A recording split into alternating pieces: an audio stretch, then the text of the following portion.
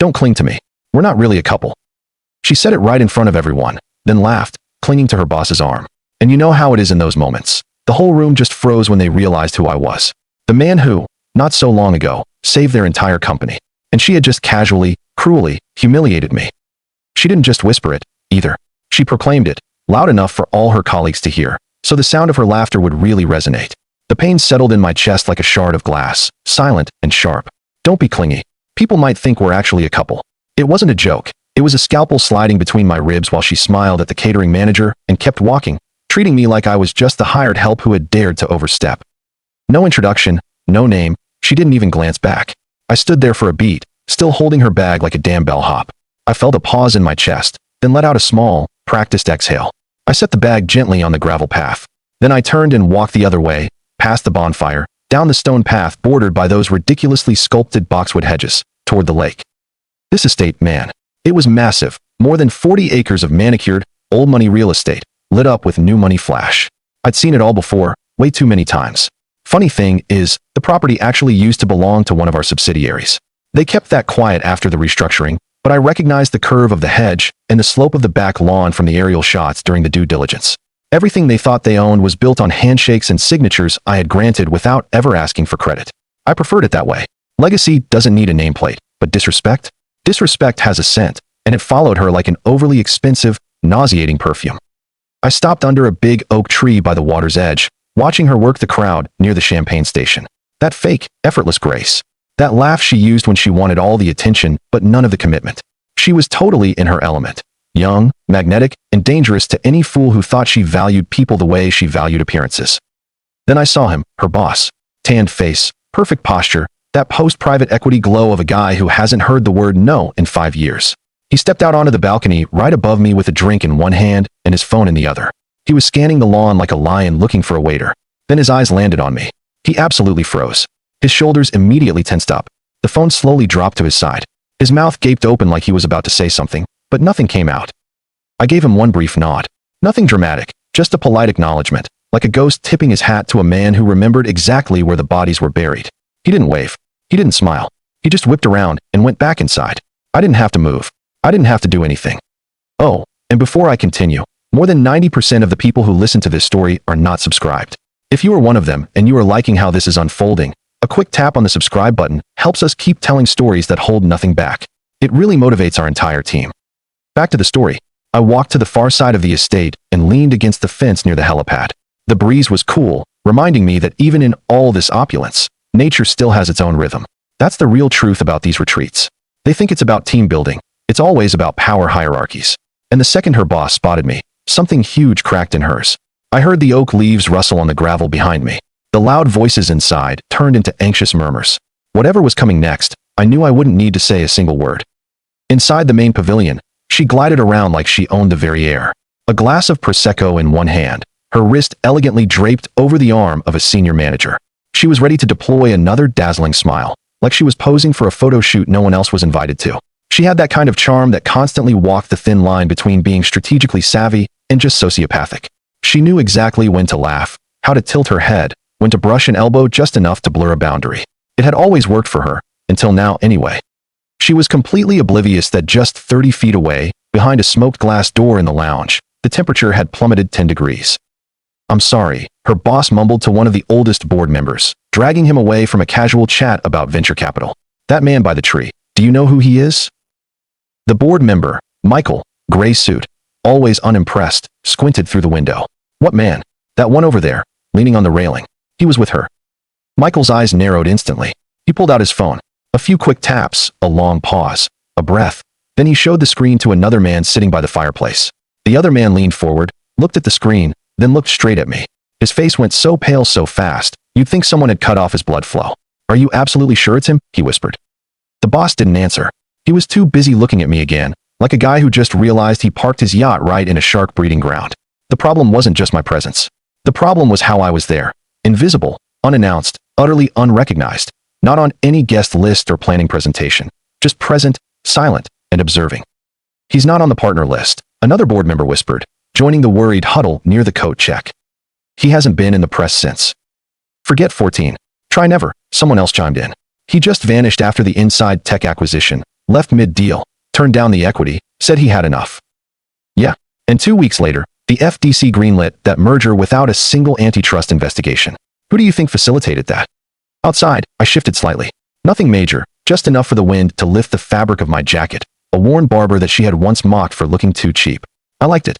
It didn't scream wealth, and the pockets had history. She brought him here, the boss muttered under his breath. And she presented him like that. He couldn't even say the words, but everyone knew what he meant, as if I were a nobody. The idea wasn't just offensive, it was terrifying. If I was who they now suspected I was, and she had the nerve to treat me like her weekend plaything, she was either staggeringly arrogant or dangerously ignorant. Neither trait was exactly a qualification for the boardroom.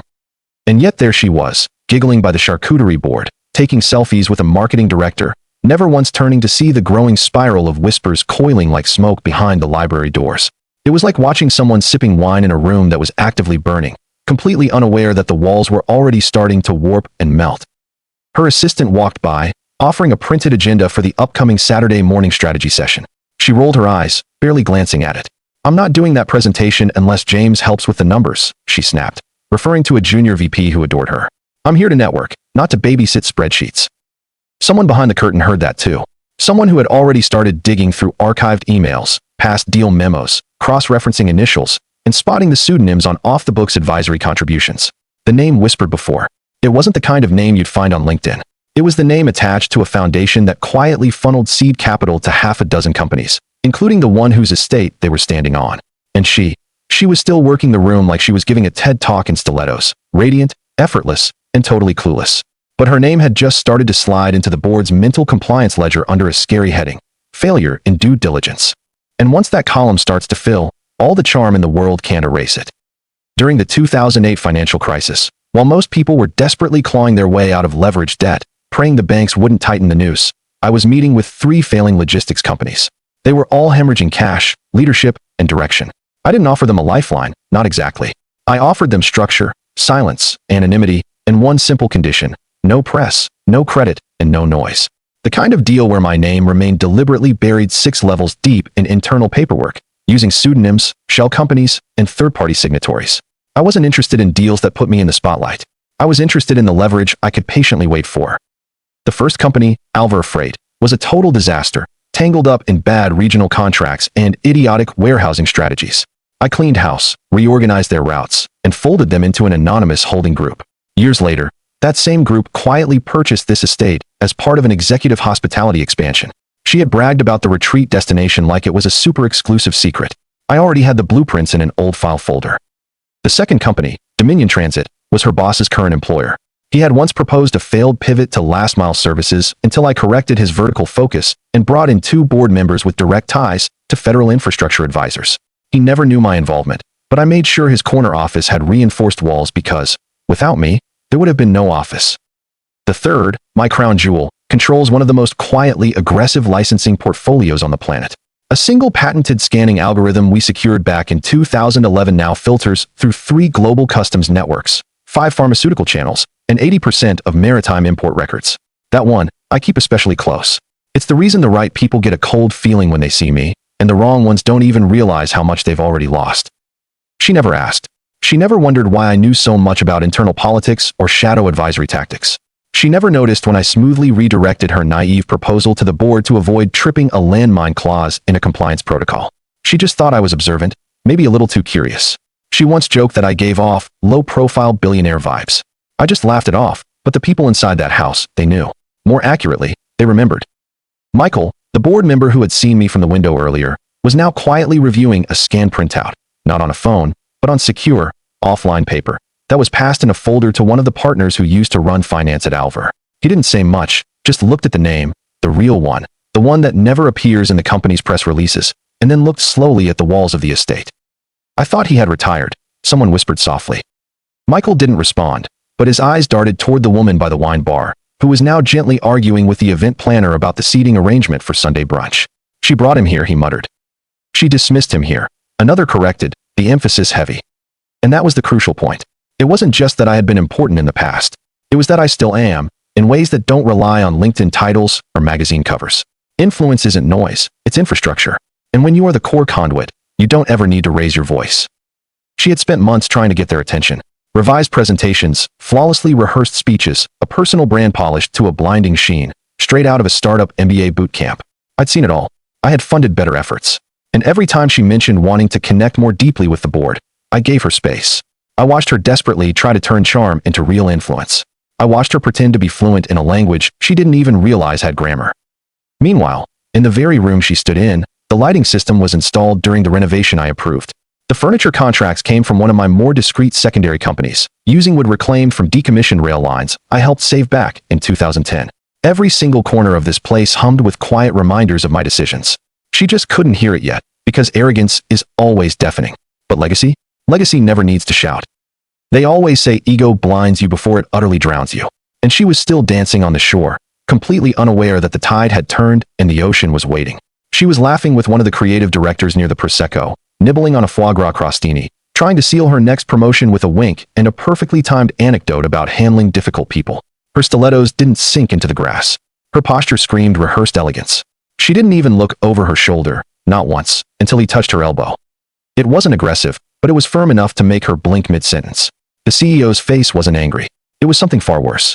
It was tense, pale, and tight, holding a kind of internal pressure she didn't yet recognize.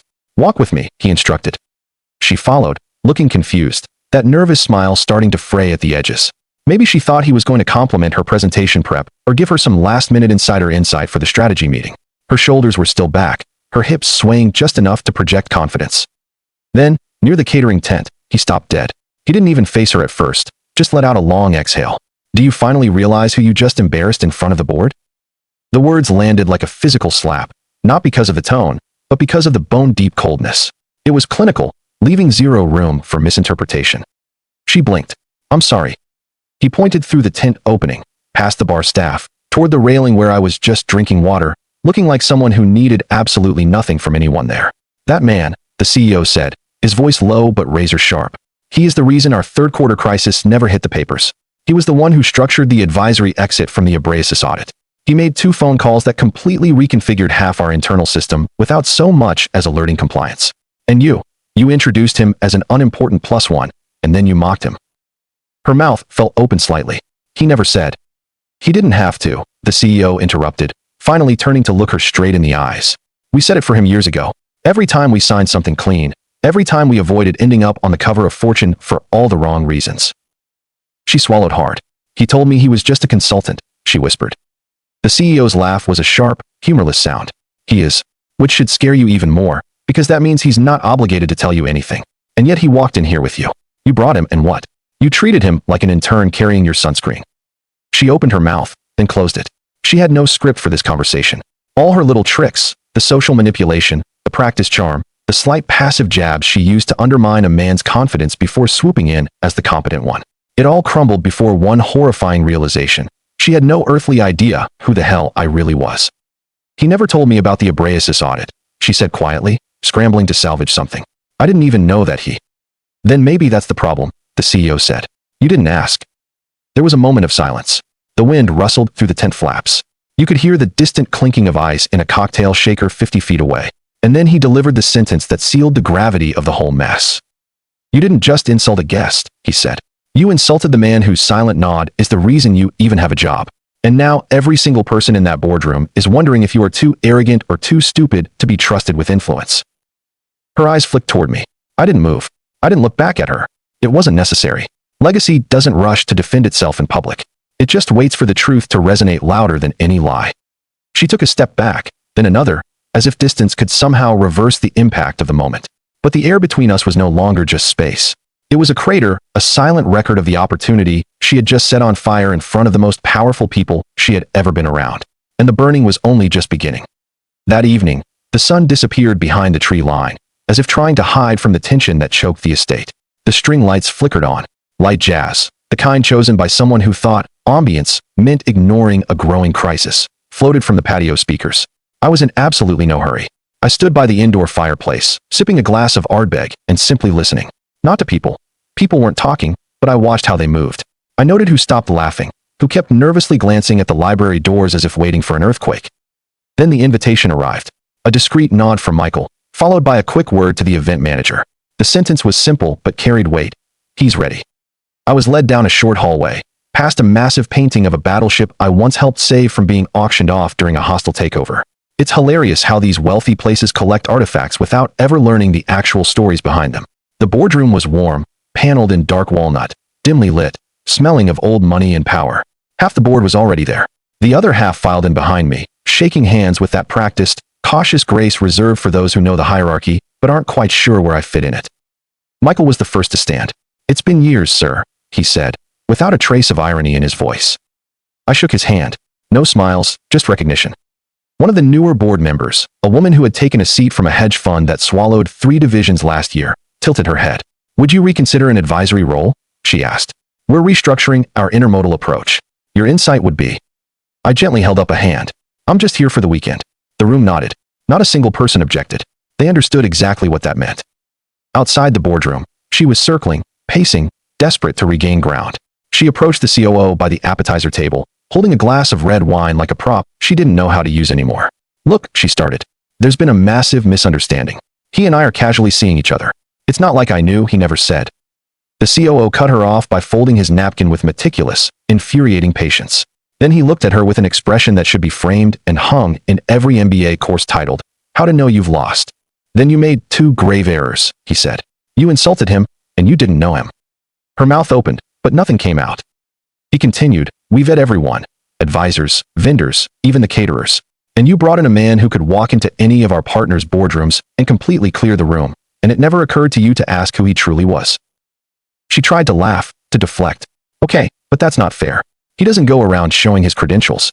He didn't even tell me his last name for weeks." "That's not his job," the COO said flatly. "It was yours to find out who you were dragging into our inner circle." By the time I walked back through the lounge an hour later, the music had changed to something much more somber. Less saxophone, more strings. Half the board had disappeared, retired to late-night calls or private briefings. She was standing by the garden doors, clutching her drink like it was a life raft. Her eyes followed me, then quickly darted away the moment I looked in her direction. That was the first smart move she'd made all weekend. Someone she had been aggressively courting for months walked right past her. He didn't stop. He didn't nod. He just kept walking. That's when she knew she wasn't in the room anymore. Not in any way that mattered. The conversations that would define the next year of this company's future weren't happening over cocktails. They were happening behind glass doors she no longer held the key to. And for the first time since I'd met her, she looked truly, utterly alone. Not the curated loneliness of, "I'm just independent," that she liked to promote. The real kind. The kind that comes after you realize every single ladder you climbed was built by someone you never bothered to thank. And now, one by one, the rungs were dissolving beneath her feet. The next morning dawned like any other on an estate this manicured. Fresh linens, expensive eggs, and the smell of coffee strong enough to make everyone pretend they weren't hungover. But under that polite veneer of another productive retreat day lurked the distinct scent of something else, a reorganization. The official schedule was posted in the main hall. Strategy panels, executive brunch, a branding session at noon. She was scheduled for 9:30 a.m., a prime slot right after the CEO's vision remarks. She had been bragging about it 2 nights ago, calling it a sign of growing trust. Only, the room didn't feel like a place of trust anymore. At 8 a.m., I was sitting on the patio with a cappuccino when one of the board members approached cautiously, almost as if he didn't want to admit he needed my help. "We have a problem," he said, sliding a thin binder across the table. "The Walker Freight acquisition is stalled. China's regulators are circling. We're burning goodwill, and the internal modeling is total garbage." I glanced at 3 pages, then pointed to one line. "This," I said, "invert it. You're front-loading the market assumptions instead of letting the performance trend dictate the positioning. Flip it. Lead with data, not ambition." He didn't even sit down, just nodded, snatched the file, and left like he was carrying a live grenade that someone had finally shown him how to defuse. By 8:45, 2 more board members found reasons to casually walk past the patio. One dropped a name, another dropped a file. At 9:10, the CEO himself came out. He shook my hand again. He didn't have to say much. That's the luxury of legacy. Silence is a language all its own. Inside, she was preparing alone. Her boss was deliberately absent. She asked the assistant if he would be joining her. The response, "He's been called into a separate briefing." That meeting was a lie. They just didn't want him standing next to her when she went down. When she walked into the room for her session, there were fewer smiles than usual, less eye contact, less of that polite, flattering energy executives use before watching someone fail. She stood behind the podium, her laptop open, her nails nervously drumming against the case as she waited for the projector to connect. The lights dimmed. Slide 1, market share metrics.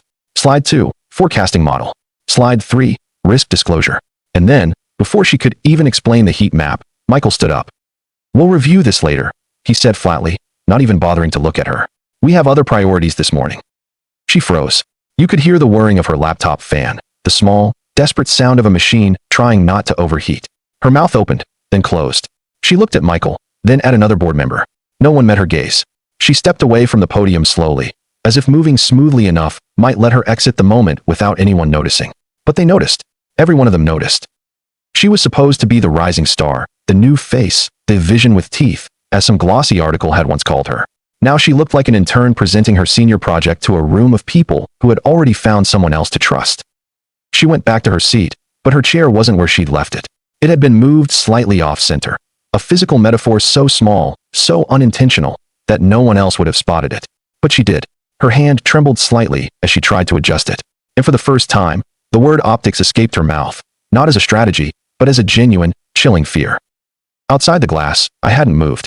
I was still drinking coffee, completely outside of any formal agenda.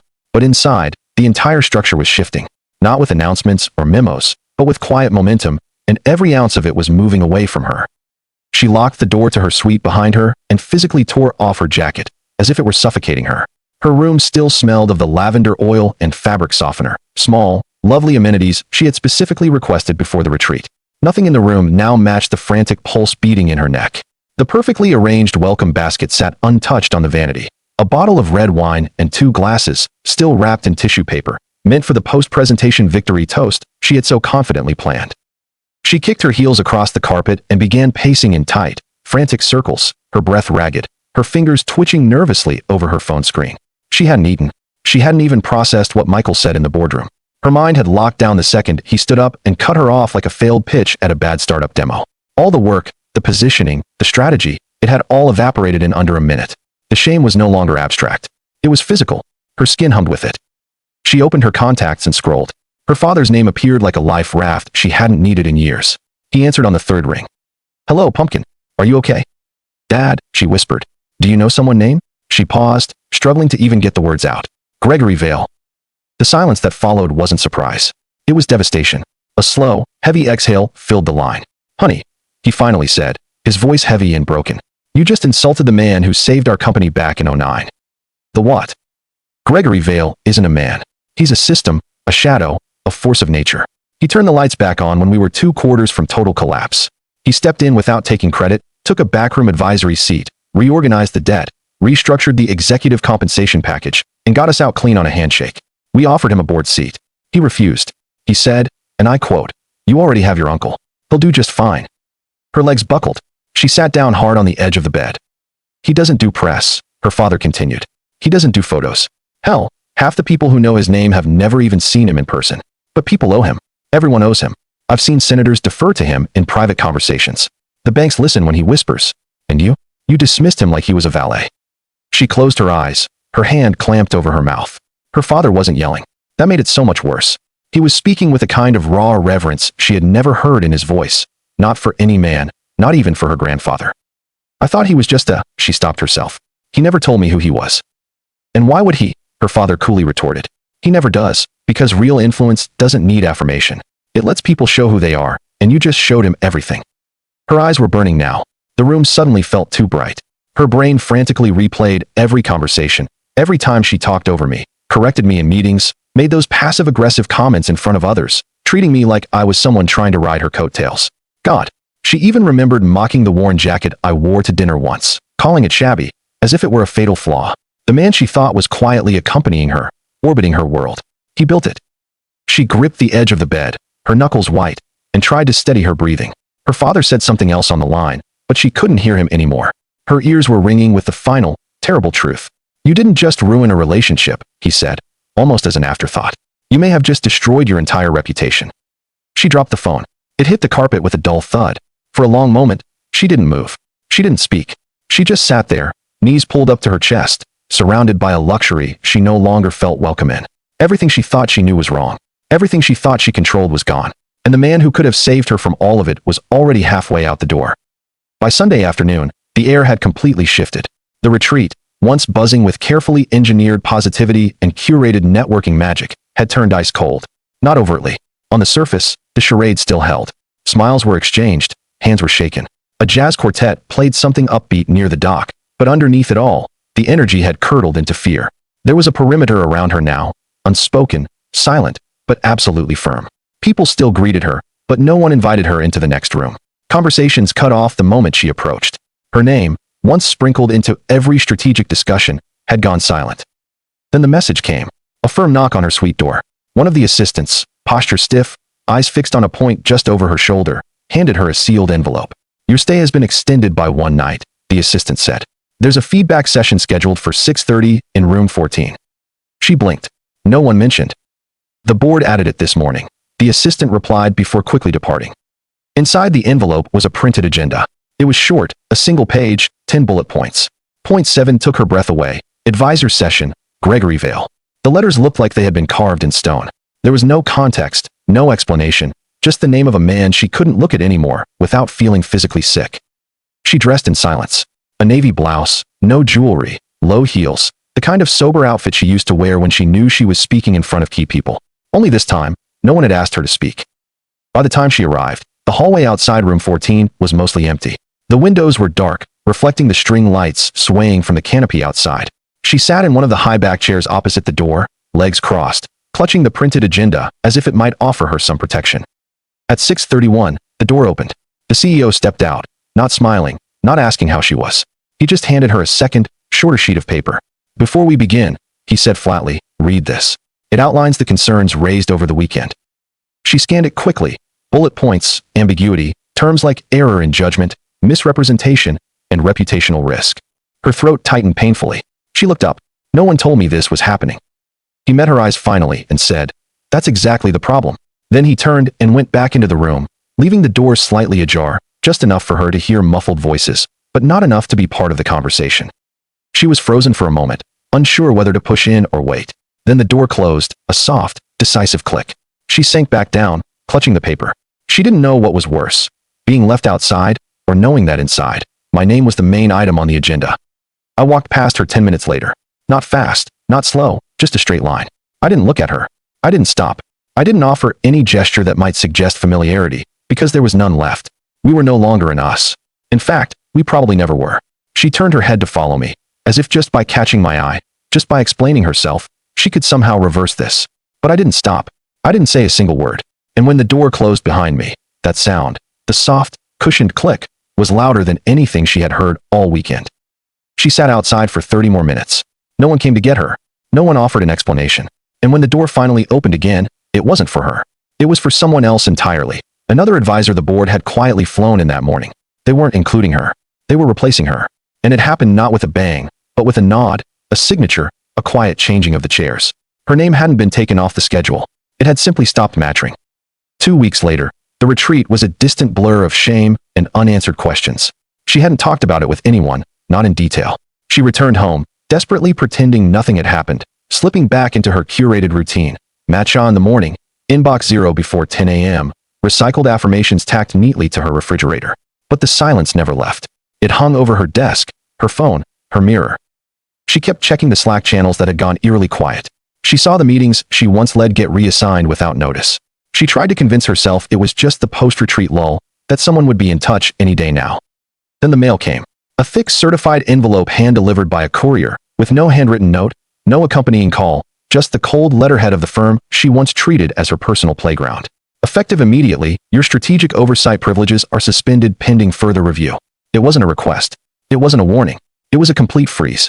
The kind of freeze that signals the board isn't just uncomfortable. They are done pretending you belong. She stared at it for a full minute before opening the second letter. It was shorter, colder. This one was from her boss. "We trusted your judgment, but your lack of due diligence reflects poorly on this firm. Until further notice, you are relieved of all client-facing responsibilities."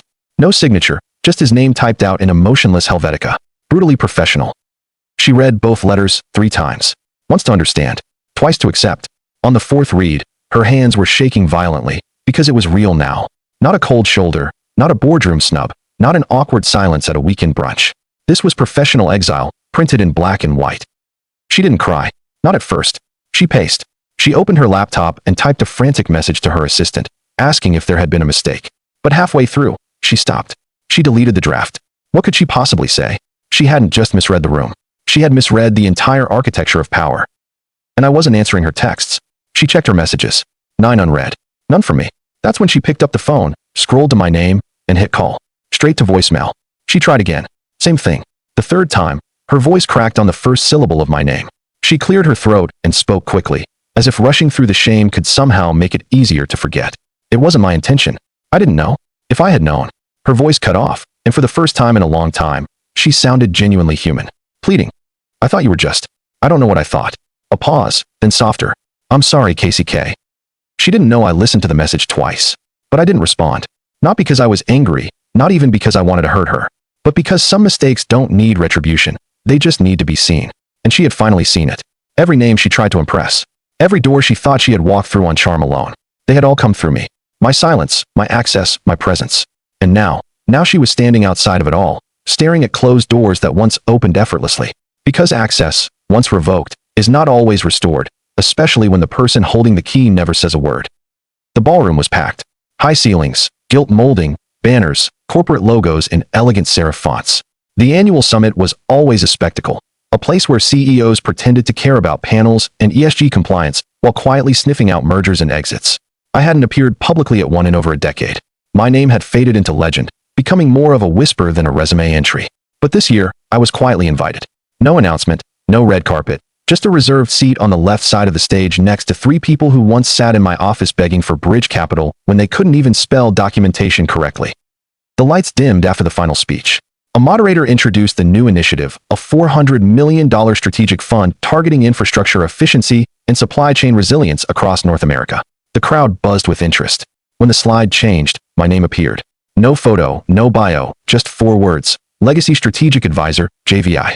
The crowd didn't erupt in applause, but the right people sat up straighter in their seats. They knew. Backstage, there was a closed-door meeting with 7 board members and 2 government liaisons. I said very little. Mostly I nodded. I clarified a clause. I suggested a small change to the fund's milestone structure. It was enough. That night, I left through the side exit. I didn't stay for the gala. It wasn't necessary. The press photos circulated the next morning. There I was, in the corner of the stage, arms crossed, listening to the final speaker. And in the background, blurred near the edge of the frame, was her, standing, not speaking, not invited on stage, wearing a jacket that tried to look powerful over a posture that had forgotten how to be. She wasn't featured in the release. She wasn't quoted in any summaries. No one mentioned her name. She was just present, the way the wallpaper is. That night, the text came, short, late, typed like a confession with no punctuation. Why didn't you warn me? I looked at it for a moment. There was no anger in me, no pride, just a dull, quiet truth that had been waiting to be said from the very beginning. I replied, you warned yourself. You just didn't listen. And then I turned off the phone. Not for cruelty, but for peace. There was nothing left to explain. No planned revenge, no executed plot. Her downfall had been entirely her own design, built slowly and carelessly on ego and entitlement. All I did was stand still long enough for the truth to do what it always does. In the end, was her failure driven more by hubris, believing she could disrespect anyone without consequence, or by genuine ignorance, a total lack of due diligence about the man she was dating?